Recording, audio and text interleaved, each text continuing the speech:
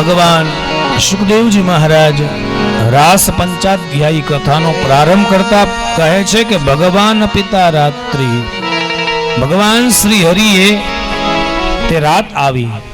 કઈ રાત? તો કે ગોપીઓને વચન આપ્યું હતું એ રાત કે આ રાત્રિના સમયે હું આપની સાથે રાસ રમીશ. રાસનો મતલબ સમજો વાલા, રાસ એટલે આપણે અહીંયા લૌકિક વાત નથી જે આપણે પેલા રમતા હોઈએ એ રાસની વાત નથી. રાસ એટલે રસ, રસ એટલે આનંદ. આનંદમાં જે મગ્ન થઈ જાય, એક બુંદ એક સિંધુમાં ભળી જાય, ભક્ત એક ભગવાનમાં ભળી જાય. જેમ કોઈ ગુરુ પોતાના શિષ્યને દીક્ષા આપે, વૈષ્ણવતા પ્રાપ્ત કરવી, એનું નામ છે રાસ. જીવ અને શિવની એકતાનું નામ છે રાસ. રસો વૈ સહ, એ રસો વૈ સહ કોણ છે? ઉપનિષદો કે એ છે કૃષ્ણ, અને રસરાજ એ શ્રી કૃષ્ણ, અને રસમાં એ રાધિકા. રસરાજ શ્રી કૃષ્ણ અને રસમાં એ રાધિકાનું વિહાર સ્થળ એટલે રાસ. રાસ રમતી વેળાએ ભગવાન શ્રી કૃષ્ણની ઉંમર કેવડી છે? કહે 8 વર્ષની. 8 વર્ષના બાળકમાં ક્યારેય કામ વિકાર ન હોય, એનામાં વાસના ન હોય, વિષય ભોગની લાલસા ન હોય. 8 વર્ષના બાળકમાં ક્યારેય નહીં. એટલા માટે રાસને આપણી લૌકિક ક્રિયાઓ સાથે ન જોડતા કેવલ ને કેવલ જીવ અને શિવની એકતા એના દ્વારા સમજી. અને એ સમજવા માટે તો સુખદેવજી મહારાજે પહેલો શબ્દ મૂક્યો છે ભગવાન. આનો મતલબ છે કે ભગવાન ઉપર ક્યારેય શંકા ન કરાય. કોઈ એમ કે ભગવાને પેલી સોયના નાકામાંથી હાથીને પરોવ્યો તો કહેવાય સાચી વાત. ભગવાન ઉપર શંકા ન કરાય, એ કરી શકે. ઈશ્વર છે, ઈશ્વર સમર્થ છે બધું કરવામાં. કર્તુમ અકર્તુમ અન્યથા કર્તુમ સમર્થ ઇતિ ઈશ્વર. ઈશ્વરની વ્યાખ્યા જે છે, ભગવાન કેને કહેવાય? તો કે 6 ભગ જેની પાસે હોય એને ભગવાન કહેવાય.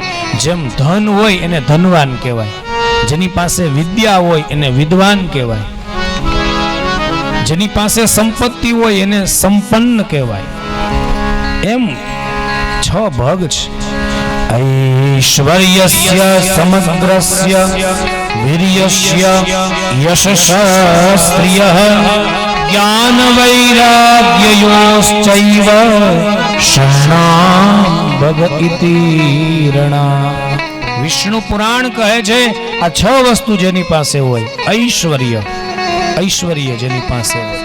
આપણી પાસે ઐશ્વર્ય ના હોય. ઐશ્વર્ય એટલે શું?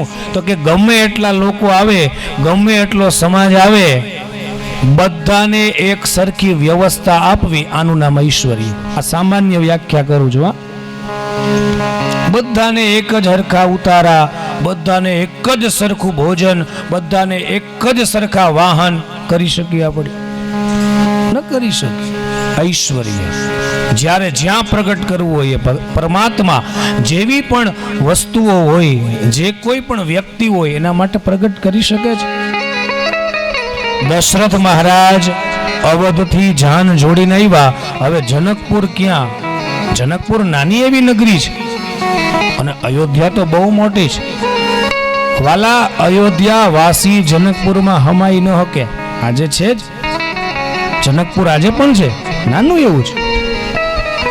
તો એ જાનને ક્યાં રાખી હશે? કહે છે કે ત્યારે રામાયણ કહે છે કે જાનકીજીએ ત્યારે ઐશ્વર્ય પ્રગટ કર્યું છે. હવે ચિત્રકૂટ તમે જાઓ તો ચિત્રકૂટમાં જ્યારે ભરતજી, ત્યારે તો 2 સમાજ સાથે છે. અરે 3 ઋષિ સમાજ પણ છે.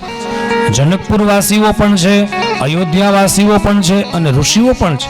3 સમાજ સાથે છે. તો ચિત્રકૂટમાં ક્યાં રહે? કહે છે ત્યાં રામજીએ ઐશ્વર્ય પ્રગટ કર્યું છે. રાતો રાત સોનાની નગરી બનાવી ભગવાન શ્રી કૃષ્ણએ આ દ્વારિકા એ ઐશ્વર્ય પ્રગટ કર્યું છે. આ ઐશ્વર્ય છે. ઐશ્વર્યસ્ય સમગ્રસ્ય, જે સમગ્ર ભૂમંડળના માલિક છે, એને એને કહેવાય ભગવાન. ભગવાનની વ્યાખ્યા છે. ભગવાન કોને કહેવાય? જેની પાસે ઐશ્વર્ય હોય, જે સમગ્ર પૃથ્વીના માલિક હોય, સમગ્રસ્ય વીર્યસ્ય, જેની પાસે પરાક્રમ હોય, જે કોઈ પણ સ્થાન પર પરાક્રમ કરી શકે. કાલીય નાગના મસ્તક ઉપર નાચવું આનાથી મોટું પરાક્રમ કોઈ નથી. અરે 7 વર્ષની ઉંમરમાં ગોવર્ધન મહારાજને ધારણ કરવા 7 દિવસ આ પરાક્રમ છે. અરે છઠ્ઠીના દિવસે પેલી પૂતનાને મારવી આ પરાક્રમ છે. જો આપણી લૌકિક ક્રિયાઓને આપણે રાસની સાથે જોડતા હોય તો પ્રારંભ કરો પૂતનાને મારવાથી. બસ જે લોકો પોતાની ક્રિયાઓને લીલાને પોતાની નાદાનીને કનૈયાની સાથે જોડે એને એટલી વિનંતી છે કે પ્રારંભ કરો પૂતનાથી.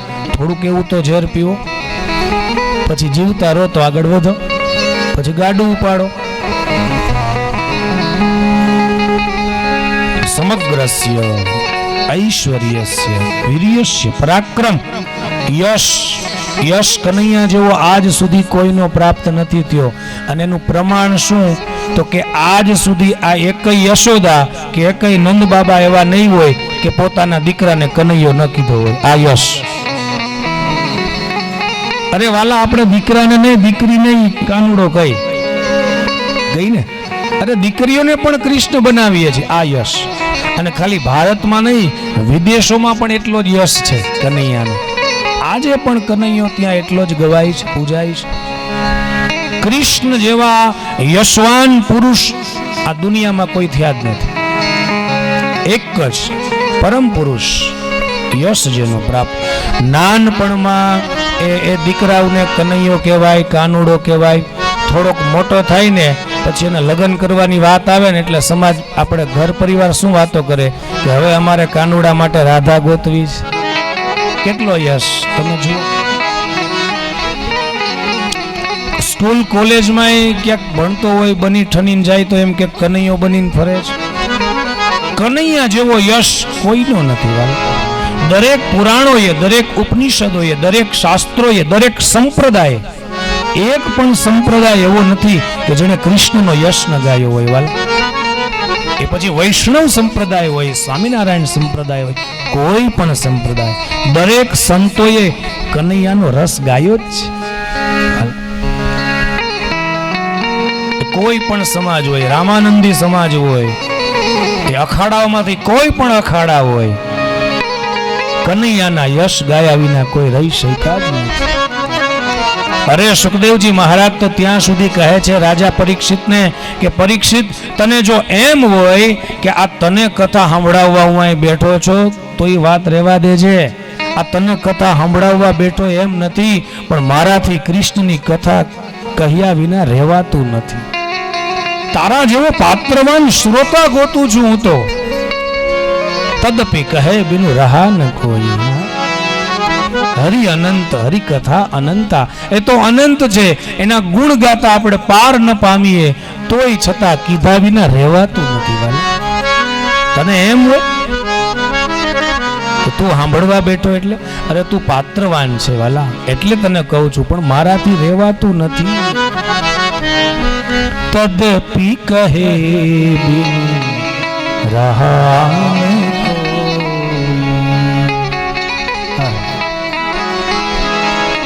તદપી કહે. ગોસ્વામીજીની એક રચના છે, બહુ સરસ રચના.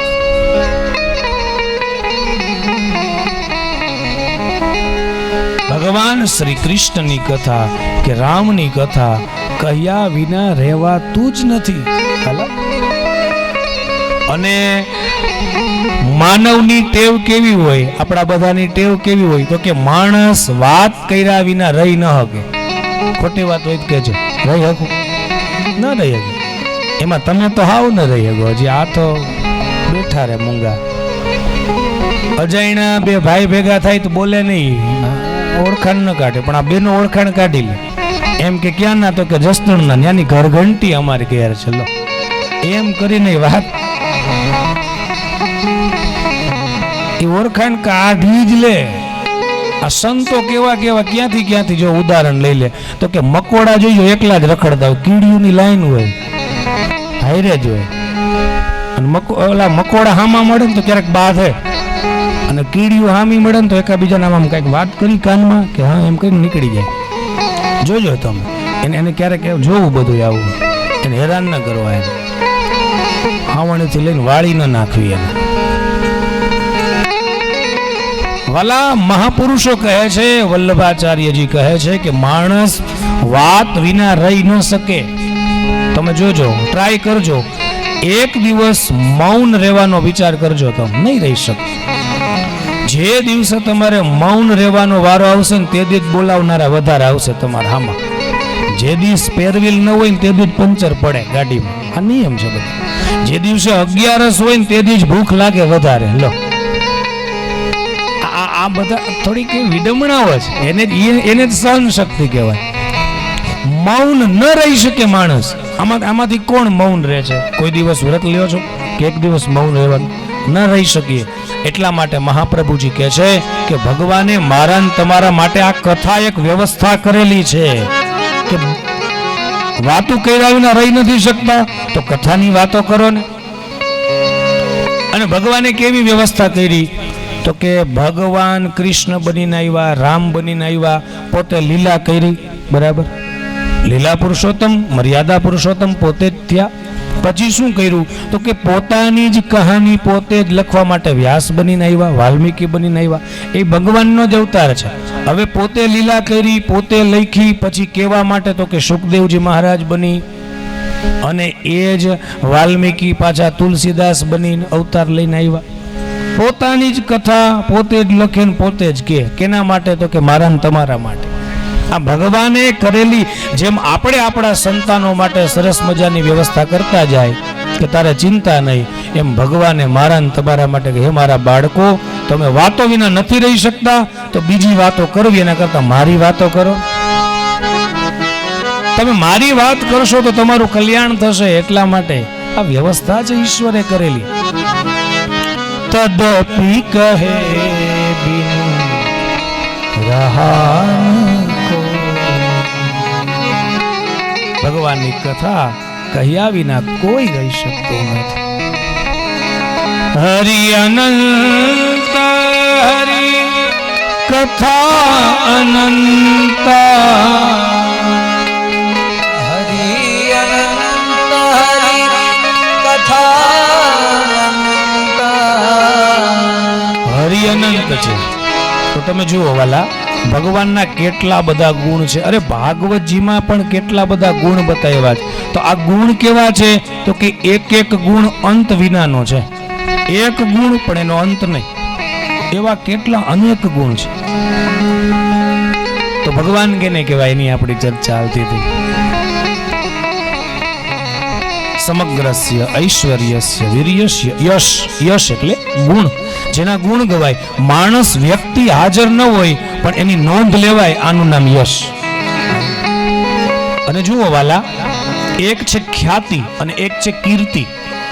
ખ્યાતિ છે ને એ ઊભી કરીને નેટવર્ક ગોઠવી અને મેળવાય, પણ કીર્તિ આપ મેળે ફેલાય, એનું નામ છે કીર્તિ. એટલે જેની કીર્તિ હોય ને એને નેટવર્ક કરવા ન પડે. જો વર્ક વ્યવસ્થિત કરે ને તો નેટવર્ક ગોઠવવા ન પડે. દુર્યોધને કેટલા નેટવર્ક ગોઠવા તોય કાંઈ આયલું નહીં, પણ પાંડવોએ ક્યાંય નેટવર્ક ગોઠવવા નહોતા ગયા. વ્યવસ્થિત સીધી લીટીએ કામ કર્યું એટલે આજે યશ ગવાય છે પાંડવોનો, કૌરવોનો નહીં. આનો મતલબ છે કે જેને સારું કામ કર્યું એના જ નામ લેવાય છે. જે ખાઈ ગયા છે એની નોંધ નથી લેવાતી, જે ખવડાવી ગયા છે ને એની નોંધ લેવાય છે. તમે વીરપુર જઈને પૂછજો કેટલા ખાઈ ગયા, એનું કઈ નામ ન હોય ને, ન હોય. પેલા બગદાણા જઈને પૂછજો, નહીં. તો ખ્યાતિ જે ઊભી કરવામાં આવે, એટલા માટે તો રહસ્ય ત્રયમાં આચાર્ય ચરણ કહે છે, ખ્યાતિ લાભ પ્રતિષ્ઠા વિમુખો વૈષ્ણવ. વૈષ્ણવના લક્ષણ કેવા? જેમ નરસિંહ મહેતાએ પોતાના પદમાં વૈષ્ણવ જન તો તેને રે કહીએ જે પીડ પરાઈ જાણે રે. આમાં 18 લક્ષણો બતાવ્યા છે વૈષ્ણવના. 18 લક્ષણો. કેને વૈષ્ણવ કહેવાય? હવે તમે વિચારો, નરસિંહ મહેતાએ જ્યારે આ પદ લખ્યું ત્યારે હજી વલ્લભાચાર્ય મહાપ્રભુજીનો જન્મ નહોતો થયો. એ તો એના પછી જૈનમાં છે અને પછી એમણે વૈષ્ણવ સંપ્રદાયની સ્થાપના કરી. મહાપ્રભુજીએ જ કરી ને, વલ્લભાચાર્યજીએ. હમણાં એમની જયંતિ ગઈ લગભગ 10-15 દિવસ પહેલા. તો મહાપ્રભુજીએ વૈષ્ણવ સંપ્રદાયની સ્થાપના તો પછી કરી, પણ નરસિંહ મહેતા તો એની પહેલા લખતા ગયા છે આ પદ. તો વૈષ્ણવ દીક્ષા તો છે જ વાલા. વૈષ્ણવ એટલે કે જેનામાં વિષ, જેનામાં ઝેર નથી તે. વૈષ્ણવ એટલે કે જે ભગવાન વિષ્ણુના છે તે, જે ભગવાનના છે એ વૈષ્ણવ બધા. નરસિંહ મહેતાએ 18 લક્ષણ કીધા. આચાર્ય ચરણ રહસ્ય ત્રયમાં 4 લક્ષણ બતાવે છે. મારે તમને એ કહેવા છે. એક છે ખ્યાતિ લાભ પ્રતિષ્ઠા વિમુખો વૈષ્ણવ, એટલે કે ખ્યાતિ જે ન કરે, નેટવર્ક ઊભા કરી અને પોતાની નામના મેળવવાની કોશિશ ન કરે, આ વૈષ્ણવ. આપમેળે નામના થાય તો કોઈ વાંધો નથી, પણ નેટવર્ક ઊભા કરીને કે મારું નામ થાય એવું કંઈક કરો નહીં. ખ્યાતિ. પછી લાભ, પોતાના લાભ માટે બીજાને હેરાન કરે, આ વૈષ્ણવ ન હોય. લાભ. પછી તો કે પ્રતિષ્ઠા. પ્રતિષ્ઠા એટલે શું? પ્રતિષ્ઠા ભગવાનની થાય, માણસની પ્રતિષ્ઠા ન થાય. યાદ રાખજો, ભગવાનની જ પ્રતિષ્ઠા થાય. મંદિર ભગવાનના જ બને, માણસના મંદિર ન બને. પાળિયા બને, માણાના મંદિર ન બને. પ્રતિષ્ઠા એટલે એવી વસ્તુ છે કે બીજાના હૃદયની અંદર એવો ભાવ પ્રગટ કરવો કે હું જ ભગવાન છું. આનું નામ પ્રતિષ્ઠા.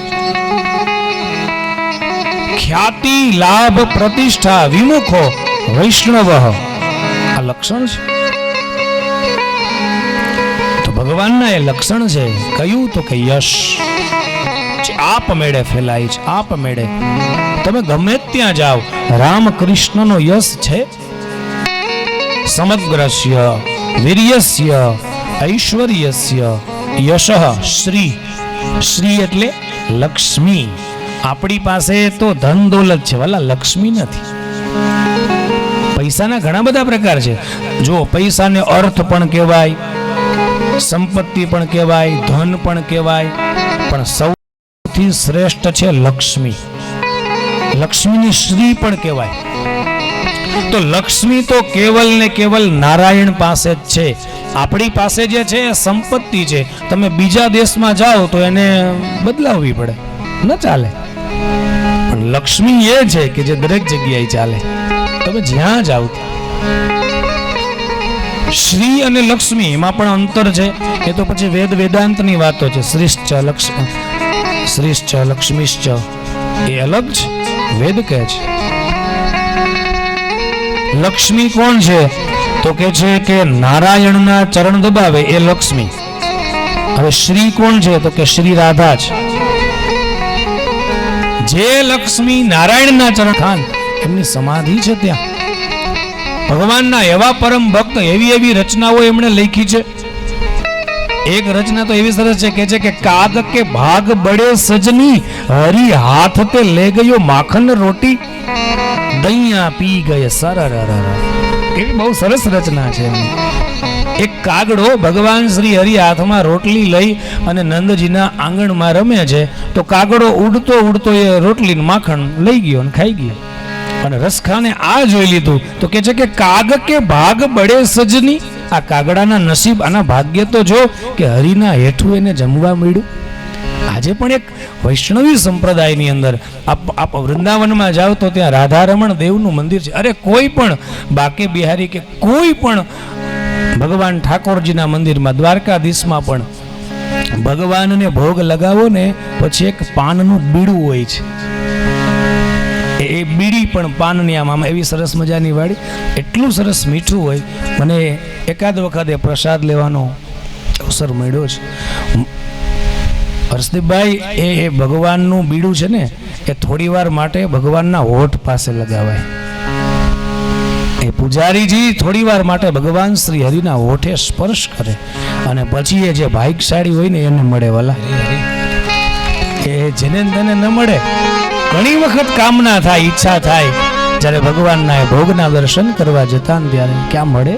ક્યારેક એ તો ભાગ્યશાળી હોય. એટલે રસકાન કે છે કે કાગ કે ભાગ બડો સજની હરિ હાથ તે લે ગયો માખણ રોટી. જે ભગવાન શ્રી હરિ માખણ રોટી ખાતા. જ્યાં પ્રેમ હોય ને વાલા ત્યાં હેઠાનું કાંઈ મહત્વ ન હોય. જ્યાં પ્રેમ હોય ને ત્યાં નાનું એવું છોકરું હોય, તમે જોજો, માં જમતી હોય ને માને મોઢામાંથી કાઢીને ખાઈ જશે. લે, એને ખબર જ નથી કોને હેઠું કહેવાય કે કોને જૂઠું કહેવાય. નહીં, કર્માબાઈ રોજ હવારે નાયા ધોયા વિનાનો ખીચડો બનાવે અને ખીચડો પછી જગન્નાથ ભગવાનને જમાડે. એટલે જગન્નાથ ભગવાનના પૂજારી એક દી જોઈ જાય છે કે છે કર્મા તને ખબર નથી પડતી, ભગવાનને અમનિયા થાય. અરે સ્નાન કરવું પડે, સંધ્યા કરવી પડે, પૂજા પાઠ કરવા પડે, પછી એનો ભોગ બનાવાય. કર્માબાઈ તો બિચારી ગામડાની, એને શું ખબર હોય કે મહારાજ મારી ભૂલ થઈ ગઈ, હું કાલથી એમ કરીશ. અને બીજા દિવસે સવારે કર્માબાઈને ખીચડો બનાવવામાં વાર લાગી. જગન્નાથ ભગવાનને ભૂખ લાગી. ભક્ત જમાડે ને એટલે ભગવાનને ભૂખ લાગી. જગન્નાથ ભગવાન કર્માબાઈ પાસે આવ્યા છે કે છે કે મને જલ્દી દે, મને ભૂખ લાગી છે, કર્મા ખીચડો દે. અને કે છે કે હજી તો બઈનો ન બઈનો કાચો ખીચડો ભગવાનને ખવડાવે છે. ભગવાન ખીચડો ખાય છે અને એ જ સમયે આરતીનો સમય થાય છે. દોડીને મંદિરમાં જવા જાય ત્યાં હોઠ ઉપર ખીચડાના 2-3 કણ રહી જાય છે. અને જ્યાં પૂજારી આરતી ઉતારે ને મોઢા ઉપર નજર ગઈ, આરતી ગઈ, ત્યાં તો ખીચડો જોયો. અરે આ તો કર્માનો ખીચડો છે. પૂજારીએ આરતી મૂકી દીધી છે અને કર્માબાઈના ચરણ પકડી લીધા અને કહે છે કર્મા એ પૂજા પાઠ સંધ્યા એ તો અમારા જેવા જ્ઞાનીઓને કરવાનું હોય, પણ તમારા જેવા પ્રેમી ભક્તોને કાંઈ કરવાનું ન હોય. તું જેમ બનાવે એમ નાયા ધોયા વિના પણ ભગવાન માટે બનાવ. તો એ હેઠું ને જૂઠું ને એ જ્યાં પ્રેમ હોય ત્યાં તો ખબર જ ન હોય. નહીં, અને વાલા એ તમારી ભક્તિની પરાકાષ્ઠા છે. ભગવાનના હેઠું જ્યારે જમવા મળે, ભગવાનને લીધેલ પ્રસાદ. મેં એવા વૈષ્ણવો પાસેથી સાંભળેલું છે જે હવેલીમાં પૂજા કરતા હોય નિત્ય. આ બનેલી ઘટના છે. મેં એની પાસેથી સાંભળેલું છે કે ભગવાનને ભોગ લગાવીને પછી ભગવાને એ ભોગ આરોગ્યો કે નહીં એ કેમ ખબર પડે? કે છે કે એ પ્રસાદમાં વજન વધી જાય છે. આજે પણ એક પોરબંદરની અંદર એક વૈષ્ણવ છે, તો તમે ભગવાનને ભોગ લગાવો ને પછી એને ચખાડો ને એટલે એ કહી દે કે ભગવાનને ચાખ્યો કે નહીં. પણ એમ જેને તેને એ કઈ કોઈ જાદુગર નથી કે તમે, તો પ્રેમની વાત છે. એ કોઈ લાયક વ્યક્તિ જઈને જાય ને પૂછે પછી એમ પ્રસાદ આપે આટલો જેવો, પણ એમ કે આલ્યો આ ભગવાનને ચાખેલો પ્રસાદ છે. એની પૂજાની પરાકાષ્ઠા છે વાલા, એની સેવાની પરાકાષ્ઠા છે.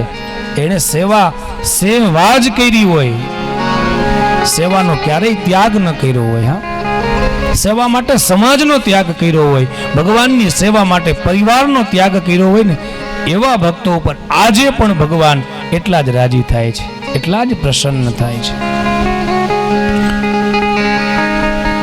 તો એ રસખાનજી જેમનો જન્મ તો અફઘાનિસ્તાનમાં, પણ આજે પણ જેમની સમાધિ છે વૃંદાવનમાં, એ આજે પણ રસખાન ભગવાન શ્રી કૃષ્ણના દર્શન કરે છે. એ લખે છે બ્રહ્મને ઢૂંઢ્યો પુરાણ ગાયન વેદ રુચા સુની ચૌગુને ચાયન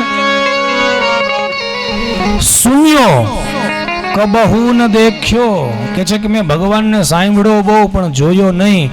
બહુ ગોઈતા મેં ભગવાનને, બહુ ગોઈતા પુરાણમાં વેદમાં અને ઋષિમુનિઓના મુખમાં ને બહુ ગોઈતા. ત્યારે રસખાન કહે છે કે ભગવાન મને ક્યાં મળ્યા?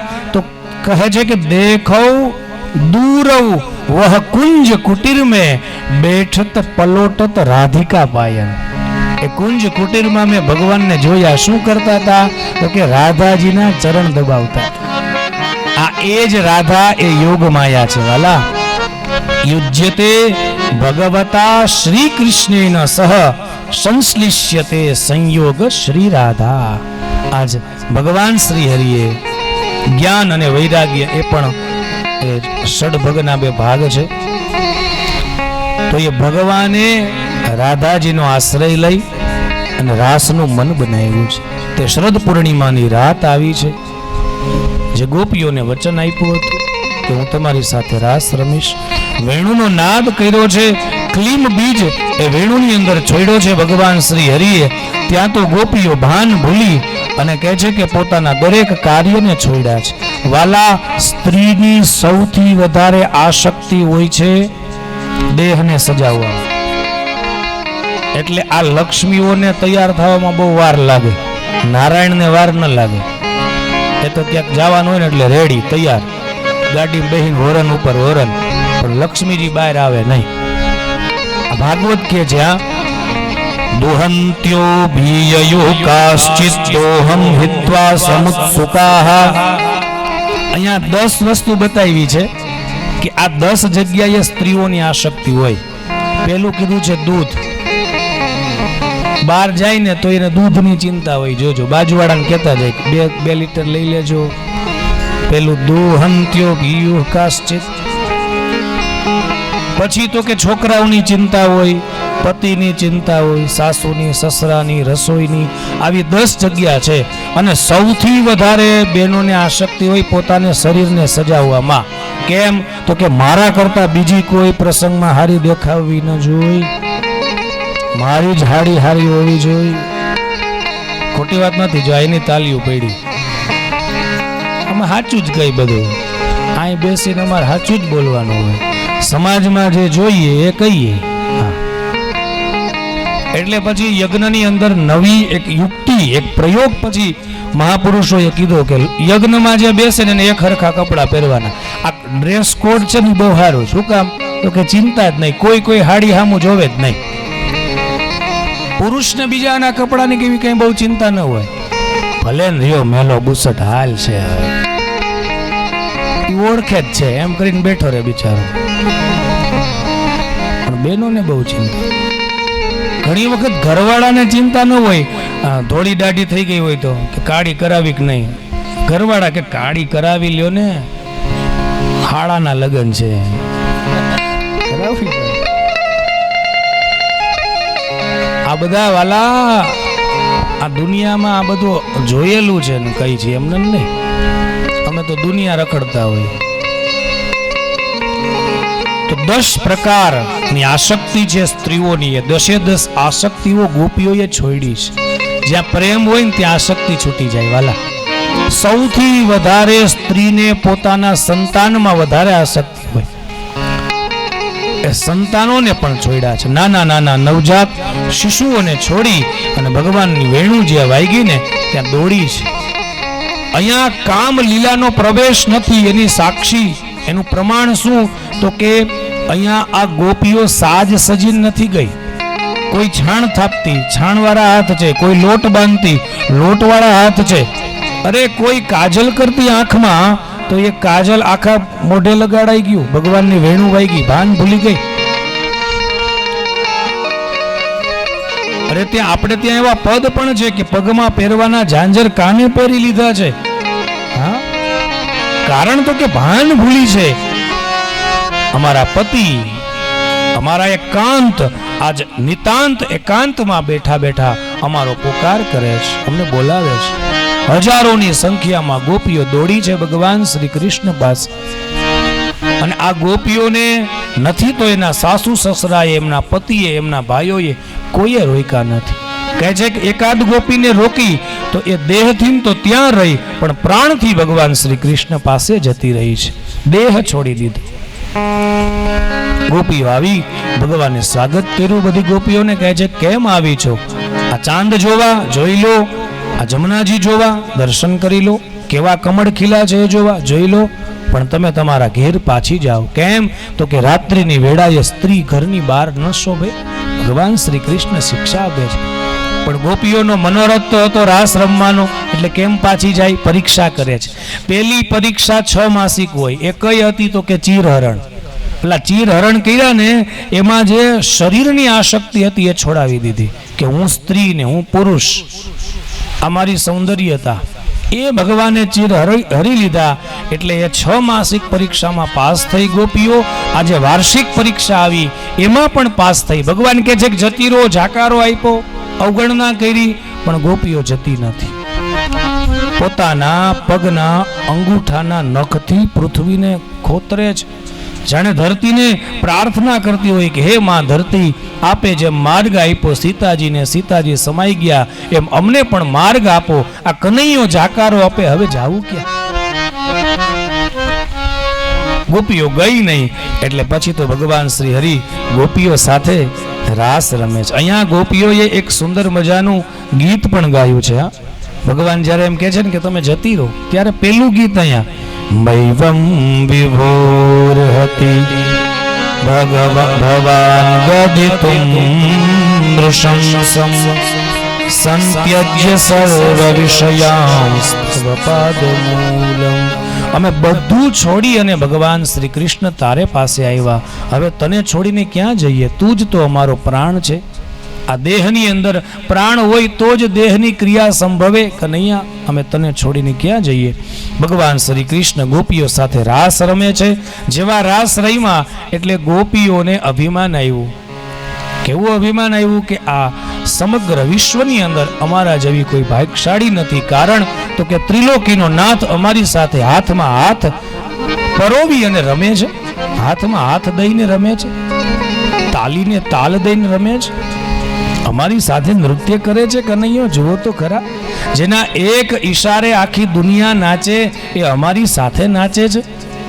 તાસામ તત્સર્વ ભગવદં વીક્ષ્યમાનં ચ કેશવ પ્રશમાય પ્રસાદાય તત્રૈવાંતરદીયત.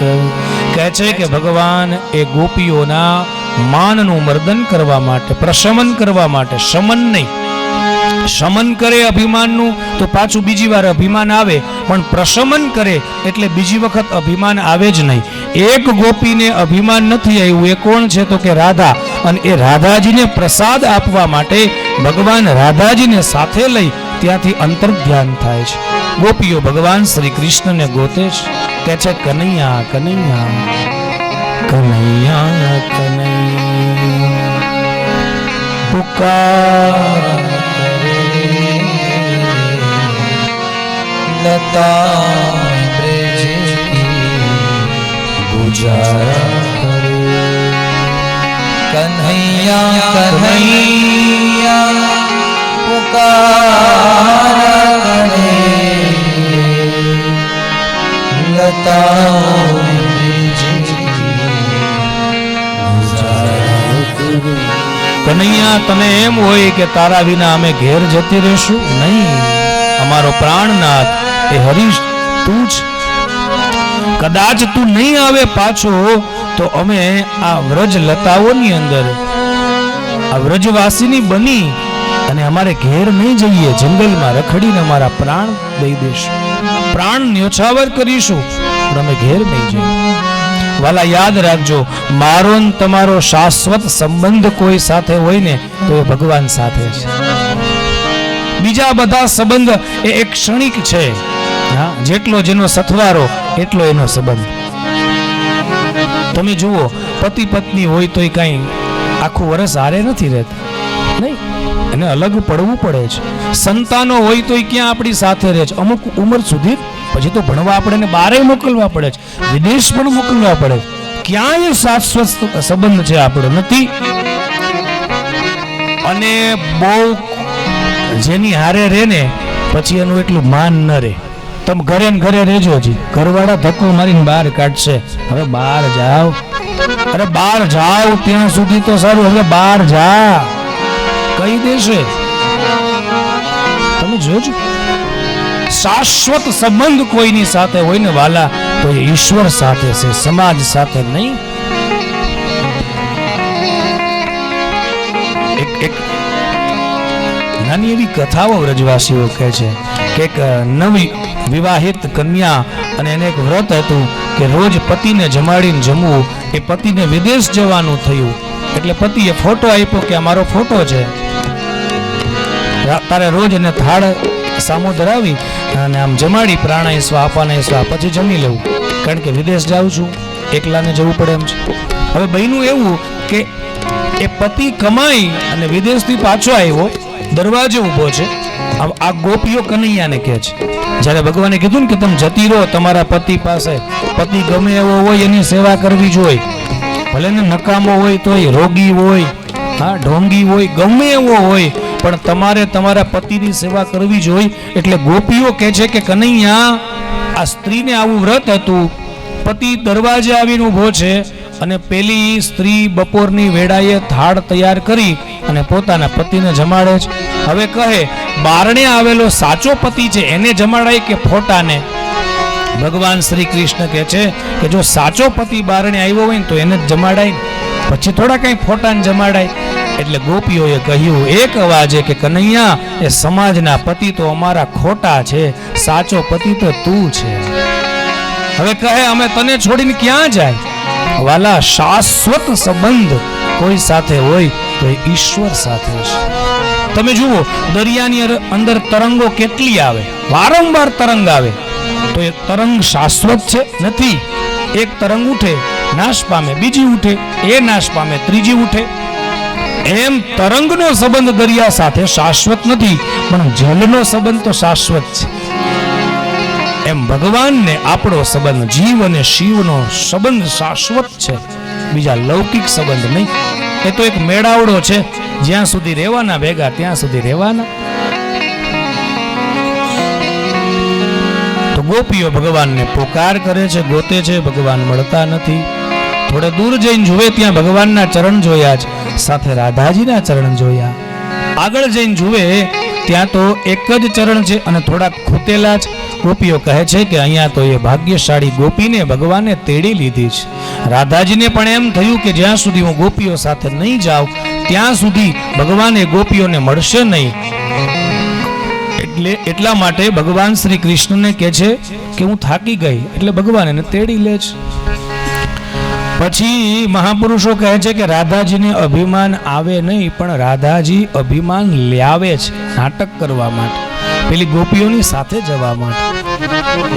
એટલે રાધાજી મનોમન એવું વિચારે છે કે મારા જેવી ભાગ્યશાળી કોઈ નહીં, પેલી બધી જ ગોપીઓને છોડી દીધી પણ ભગવાને મને તો સાથે લીધી. એટલે ભગવાન પણ વિચારે કે રાધાજી તમારો વજન ન લાગે, તમારામાં આવેલું જે પેલું થોડું એવું અભિમાન છે ને એનો મને વજન લાગે છે. રાધાજીને કહે છે કે આ ડાળ પકડો ને કદંબની, જરાક ખંભો બદલાવી લો. જ્યાં રાધાજી ડાળ પકડવા જાય ત્યાં ભગવાન ત્યાંથી અંતર ધ્યાન થાય. રાધાજી લટકી રહે છે. ગોપીઓ આવીને રાધાજીને નીચે ઉતારે. હવે શું કરવું? કહે મહારાજ ચાલો હવે આપણે જઈએ જમુના કિનારે, જ્યાં ભગવાન ખોવાણા છે ત્યાં જ જઈને ગોતીએ. ગોપીઓ બધી આવી છે જમુના કિનારે અને એક સાથે એક અવાજમાં ભગવાનનો પોકાર કર્યો છે, જેનું નામ છે ગોપી ગીત. ગોપીઓએ સાથે મળીને ગાયું છે. વાલા યાદ રાખો, આ ગોપીઓના રડવામાં રામ હતા, એના રુદનમાં રામ હતા, એની કામના કૃષ્ણ માટે હતી, એનું રડવું ભગવાન માટે હતું. એટલા માટે ભગવાન પધાર્યા છે.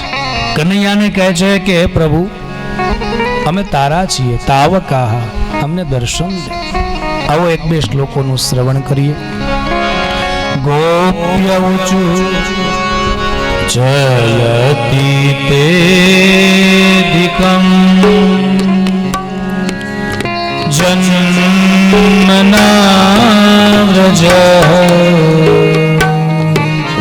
શ્રયત ઇન્દિરા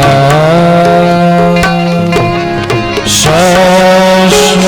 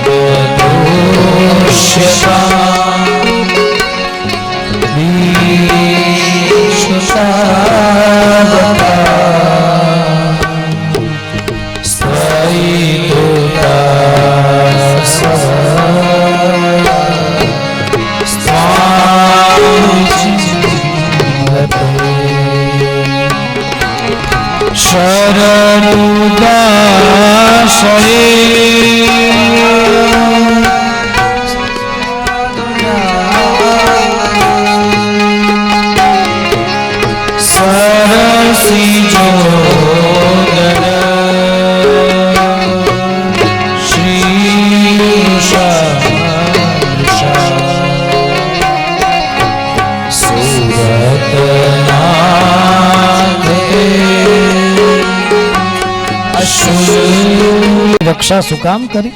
કનૈયા, અમે તને ઓળખીએ છીએ તો નંદ અને યશોદાનો કેવલ લાલ નથી, અમને ખબર છે તો દરેકના હૃદયની અંદર બિરાજમાન પરમાત્મા છે. બ્રહ્માજીનું ગુપ્ત કાર્ય કરવા માટે યદુકુળની અંદર તું અવતરિત થયો છે. કનૈયા, તારા કરતા તો તારી કથા સારી. અંતે ગોપીઓ ત્યાં સુધી કહે છે, તવ કથામૃતમ તપ્ત જીવનમ કવિવિરીડિતમ કલ્મષાપહં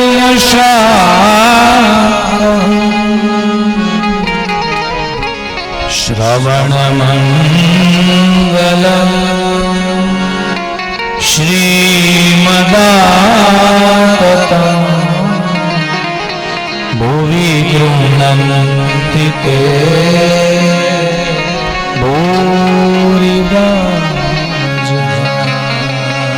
જેમ હમણાં આપણે ભગવાન શબ્દની વ્યાખ્યા કરીને સમગ્રસ્ય ઐશ્વર્યસ્ય વીર્યસ્ય યશસઃ શ્રિયઃ જ્ઞાન વૈરાગ્યશ્ચૈવ શરણામ ભગ ઇતિ રણા, આ કથા પણ 6 ગુણ સંપન્ન છે. અને એ આ શ્લોકમાં છે. કયા છે 6 ગુણ? તવ કથામૃતમ, આ પેલો ગુણ. તપ્ત જીવનમ, કથાનો પેલો ગુણ શું છે તો કે કથા અમૃત છે.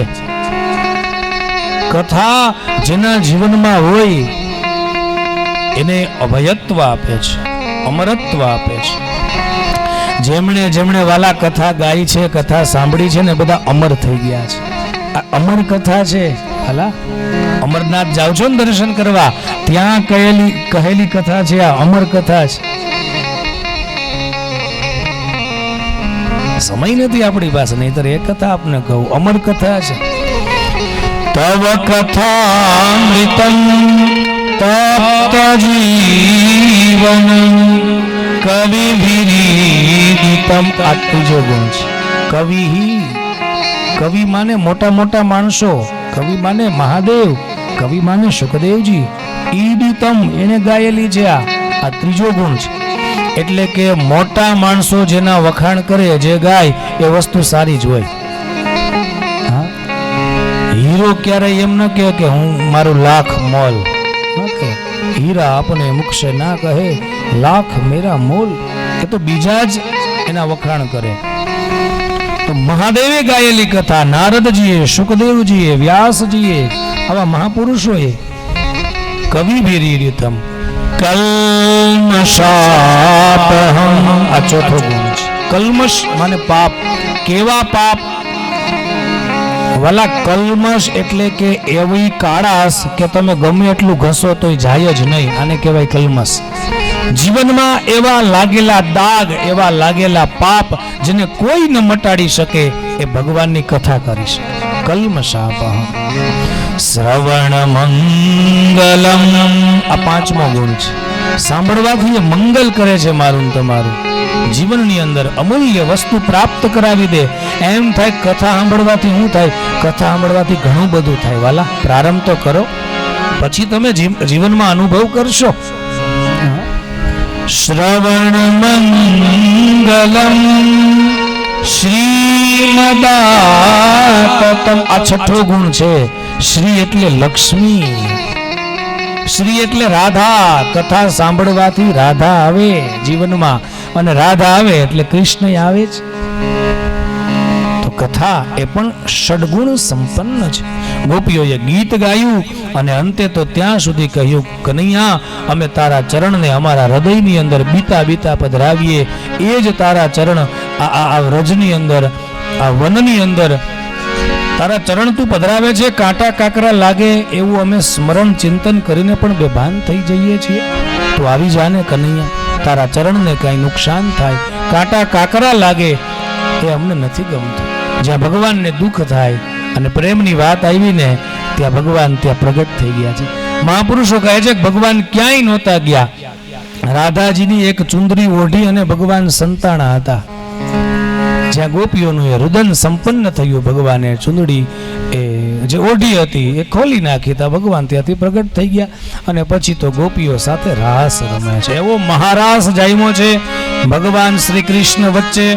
ફરતી બાજુ ગોપીઓ, એક મંડળ આવું છે, બીજું મંડળ છે એક કનૈયો અને બંને બાજુ ગોપીઓ, અને ત્રીજું મંડળ એમાં એક એક ગોપી અને એક એક કાન. આવો મહારાસ જામ્યો.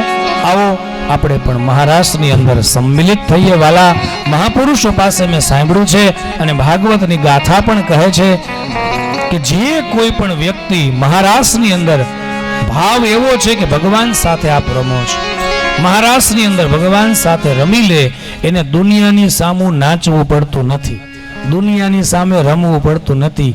નહીતર આ દુનિયા કેવી છે તો કે મદારી છે.